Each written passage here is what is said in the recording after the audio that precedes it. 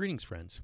I've been using Linux for about 20 years as my primary desktop, and I thought, based on that experience, I would put together a list of reasons why you might want to consider using Linux. So here is my list in no particular order of the benefits of using Linux on your computer.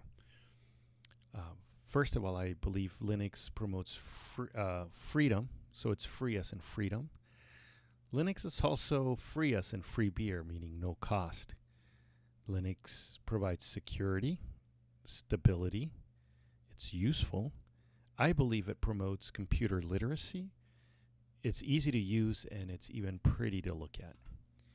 So free as in freedom. This is a phrase that you often hear in open source or free software forums or in those circles. And I think what they mean by this, what I understand it to mean, is that with open source software, you control the computer. You know what the computer's up to. If you're not in charge, then who is? With commercial software, there's no way to know what the computer's actually doing with the data it's generating or the data that you're putting into it or the data that it's gathering about you.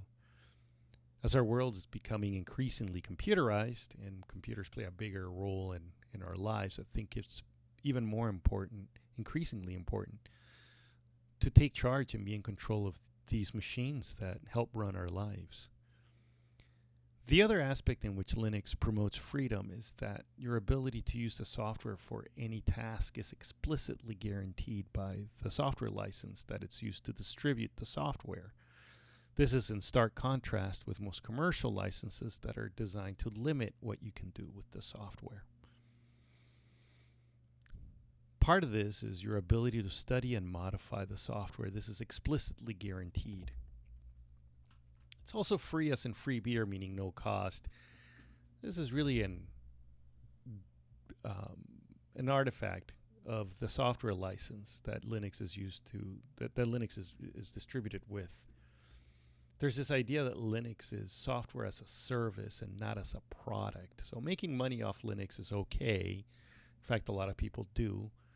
But the software itself isn't what's exchanged for money. It's rather expertise, or you would hire somebody to create a software program for you or to maintain the software.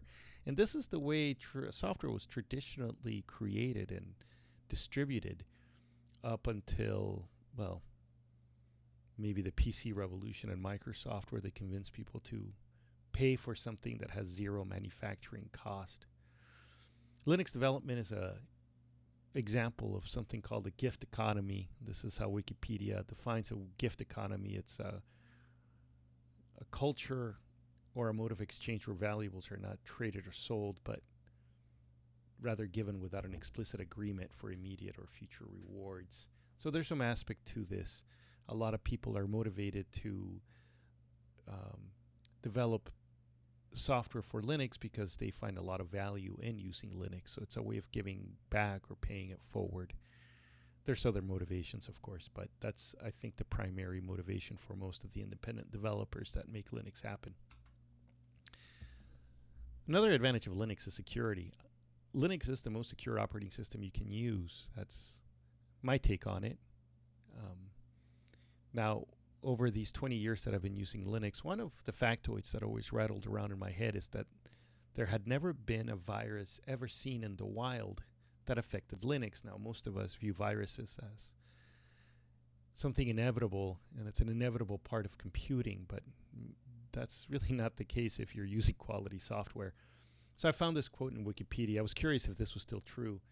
So January 2021, there has not been a single widespread Linux virus or malware infection of the type that is common in Microsoft Windows. This is attributable generally to the malware's lack of root access and fast updates to most Linux vulnerabilities. Now, I happen to disagree a little bit with that, with a reason. I think it speaks to the quality of the software. Linux is designed with security in mind. It's not just a kludge, kind of after the fact sloppy add-on as with Windows. Again, my opinion. Linux is made by users for users, so there's no incentive to include backdoors or built-in snoopware as with Windows. They've been caught many times, promising to protect your privacy and collecting your data and sending it back. I mean, I remember as early as Windows 95, they would get caught with these, collecting your data when they had promised not to, etc. Now, this might seem surprising to some because I just finished telling you how it was free as in no cost. So how can something of no cost also be of high value? And if you're really curious, there's a book that I think does a good job explaining it. It's called The Cathedral and the Bazaar by Eric Raymond. And he describes a little bit about the open source software development model that produces higher quality software than what can be done commercially. Stability.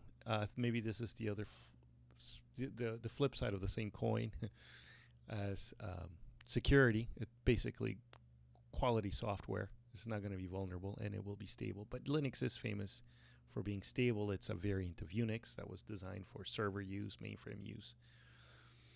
Linux is quality software. Companies like IBM, Hewlett-Packard, etc., they support Linux not necessarily because they're all that interested in human freedom and human dignity. They just want access to powerful software that works reliably.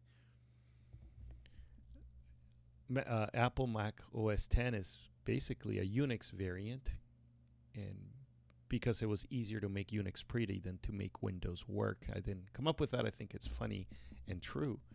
I saw that somewhere on the internet, so I credit it anonymous. This was also a common meme back in the 90s. Microsoft Software Quality is job 1.1, and we all know what that means, right? We expect version 1.0 of the software to suck. It's not the case with Linux. A lot of the times the software is incredibly powerful, useful, and stable from version 0.3 or pre-alpha stage. And again, because of the development model. It's useful. So Linux can be used for anything you might want to use a computer for. Spreadsheets, word processing, browsing the web, video editing, image editing, video gaming, which I left out. Here I show an icon of the GIMP, which is, as I understand it, a feature-for-feature complete replacement of Photoshop. So anything you can do with Photoshop, you can do with the GIMP. And in fact, a lot of these very useful software programs that were developed for use within the Linux environment are also available for Windows and Mac. So I believe Linux also leads to computer literacy, and partially, well, mostly this is due to the fact that the operating system is designed for you to use. You're not locked out of any aspect of the operating system. It's all exposed. It's all open. If you want to dig in, you can use it as you would any other operating system.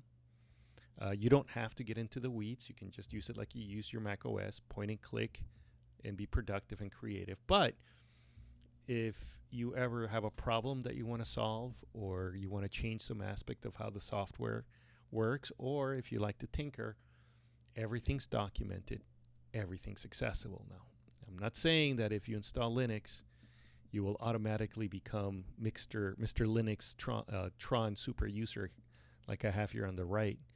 That's how I picture these Unix system administrators. That guy's probably a total badass.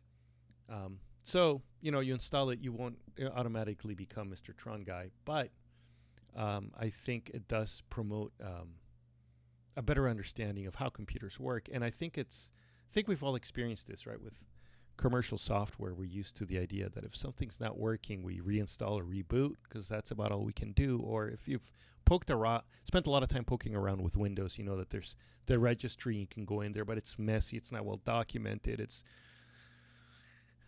not a comfortable environment to operate in. So you would be, I think, giddy if you ever got a chance to play around with Linux and you like to tinker. So it's not a black box, right? And I do think this fosters learned helplessness that's with commercial software. So, and then the other aspect of computer literacy is that world-class software development tools are built right in. So if that is your cup of tea and you want to get started with programming or, modifying how programs work, which may be how you get your feet wet into programming, all the tools are right there. They're built in. Nothing else to buy. And they are top-notch. Ease of use. So a lot of effort over the decades has been put into creating a first-rate user experience. So Linux is not just one distribution. Different groups get together and create their own versions of what they think the perfect operating system is. It's all Linux. It all can communicate, and but they group themselves in something called distributions. So, for instance, Ubuntu is one of the first distributions that came out that put a lot of money, in fact, into making it pretty and putting a lot of effort into creating usability guidelines. And I picked it also because I like the tagline, right? Linux for human beings, highlighting that this was not for computer science people or just for geeks. This was meant for the everyday person that needs to be creative or productive with their computer. Now, Linux also tends to just work. Once you get it up and running, you don't need to defrag. You don't need to run antivirus. It doesn't fall apart through normal use, as happens with Windows, and maybe we've all experienced this, that you reinstall Windows and all of a sudden the computer runs better. That the whole thing's kind of fragile and it just falls apart from normal use. The other thing too is there is no such thing as antivirus in Linux. It's just not needed. So you're not running these extraneous programs that really, it's kind of sad that we've come to expect be part of normal computing.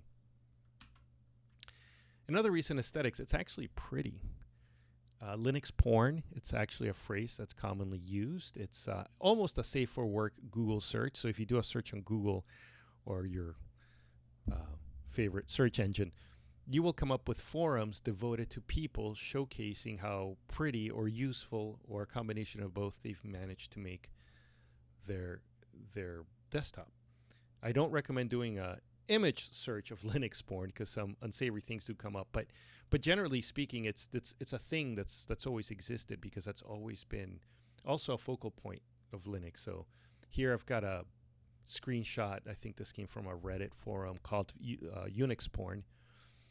I don't know what this is. It's some desktop, but it's colorful, it's pretty, and I want to show you that running Linux doesn't mean that you're just sitting behind a text box matrix style just watching text fly by, and you need to be a computer geek to make use of it. In fact, a lot of the distributions are insanely pretty, are very pretty, and that's what actually originally motivated me. I was using Windows 95 or 98, whatever at the time, and it was pretty shabby compared to what these Unix and Linux guys were showcasing. And again, this is also partially born out of the fact that you are free to modify it in any which way you can, and people get very creative, and they share. You can download their themes, you can download their icon sets, etc., and make your desktop look like theirs, or come up with something on your own. It's very configurable, more than you're used to. Sadly, we've gotten used to, just being told how the computer will look and behave. So I thought it wouldn't be fair to not give you some reasons why you may not want to use Linux. I think the biggest drawback for most, or the biggest hurdle, I should say, is that it's not pre-installed. Some elbow grease is required. Now, the upshot is that installing it is actually not hard, and it's gotten just easier and easier over the years. There's a lot of tutorials, and I plan on putting some out. And anybody from Luminary who wants to reach out, I'd be happy to help you with the installation process. I've done it many times. Another potential downfall is that it's not officially supported. So some hardware, especially old or specialized hardware, if you've got a scanner from the early 90s or, I don't know, a 3D printer, it may not work with Linux, so you should look into it before you wipe your Windows computer. This is not a big deal for most users. So unless you're running something old or exotic, it won't be a problem. Linux will just install on the same PC that you're running second-rate Microsoft software on. And in fact, hardware configuration tends to be easier than it is on Windows or Mac. For the most part, you just plug it in, and Linux so it's sophisticated enough to auto-detect and auto-configure most things that you would want to use, generally speaking. So I mentioned the biggest hurdle is that it's not installed. The biggest drawback actually might be that most Windows software that you're used to probably won't work on Linux. Now, let me just say that a lot of the software that you're using, you may not be aware, is open source and started off in Linux. And I'm talking about Firefox, the Brave browser, they're open source. VLC, the media player, drawing a blank. A lot of apps were just so excellent that they crossed over into the Windows world and beat and replaced all these commercial applications because they were just better. So it's possible that some of the applications that you like and love on Windows or Mac are actually native to Linux, and you can continue using them. But certain things like Photoshop is one example that comes to mind. You know, if you're a professional photographer and you've been using it for 10 years and you've got a high level expertise, then well, it's something to consider. Photoshop, there's no way Adobe is ever going to want to cooperate with Linux. But having said all that, equal or better alternatives for most things that you use exist on Linux, likely. And there are some other workarounds such as Wine, which allows you to use and run Windows programs on Linux. You know, oftentimes not without some configuration or some elbow grease. It's really, I think, a last resort, but it is there. So anyway, these are some of the reasons. I hope I got some of you interested in learning more and checking it out, and I hope this was useful.